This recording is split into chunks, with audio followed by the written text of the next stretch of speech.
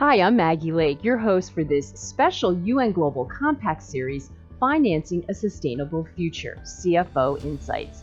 You'll hear from the chief financial officers who are part of a special task force convened by the UN. They are using their platforms and influence to reshape the future of corporate finance and invest to help achieve the Sustainable Development Goals and build a resilient future. This is CFO Insights.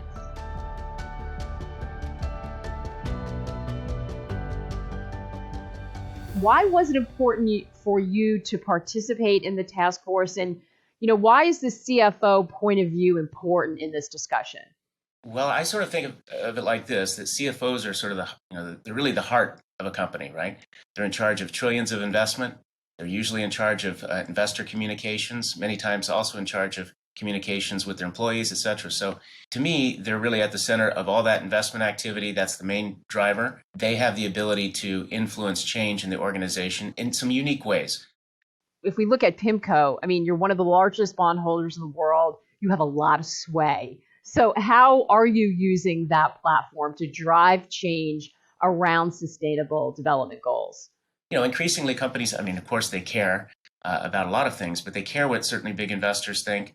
They care what rating agencies think, and we can help guide them. This is a journey for us all. When you think about sustainability, some of the challenges that we have, we're happy to share knowledge that we have, what we think people care about. Also, what's going on in their industry that they may not be aware of, what their competitors are doing, maybe looking outside of their particular industry and learning from others.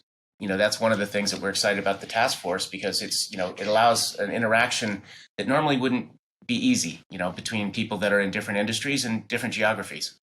How can we move beyond the sort of short-term mentality and incentivize these companies to build for the future? I always describe it this way. Just the pace of change is accelerating. The challenges we have are tremendous, but that means the opportunities are also tremendous. So I think more and more companies are coming around to that view. And by putting sustainability at the center, they realize they're creating value, right? And that's what their employees want, that's what their consumers want, and that's what their investors want. So around that opportunity, what are some of the innovations that you're seeing that you're excited about and maybe that people don't know enough about? Green bonds are growing, of course. That's an important element of the marketplace. And you could say together, right now, it's about a $2 trillion marketplace. But what we forecast is sustainability-linked bonds will be much bigger than the green bond market. So we're talking about a multi-trillion dollar marketplace in just a few years. And that allows companies to set targets with respect to sustainability across a broad spectrum of issues, across all the SDGs. They may set KPIs or they may do use of proceeds, but it's a great way for them to attract capital from investors that want to align their investments with that. It seems like an enormous amount of opportunity that a lot of people are running at. How can investors differentiate between the real opportunity in the ESG space and some companies or issues that may be sort of merely wrapping themselves in the jargon? What does due diligence look like this day? How do you navigate that opportunity? I always say, don't let perfection be the enemy of the good in this space. Even the issuers, which you might say, okay, the structure, the quality is not quite as good as the best. It's still a great development. It's great for the companies. It's great for the marketplace. We as investors and other sophisticated investors, we will sort it out if there's a problem. But the most important thing is to keep moving forward and keep letting this marketplace develop. We have all these development goals that need to happen, projects that need to get off the ground.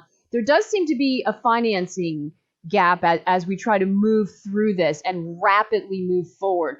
What are you seeing? What are some of the innovations? What are some of the programs that are happening to help bridge that financing gap? And do you feel optimistic that progress is being made on that front?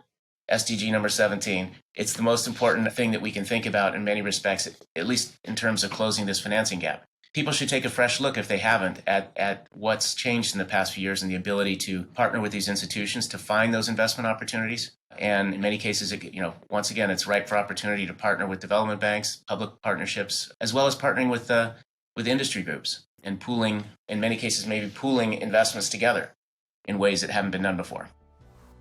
Thank you for watching CFO Insights. For more information on the CFO Taskforce for the SDGs, you can head over to www.cfotaskforce.org and share your insights on social media using the hashtag CFO Taskforce. Don't forget to tag the UN Global Compact @Global Compact. We'll see you again soon.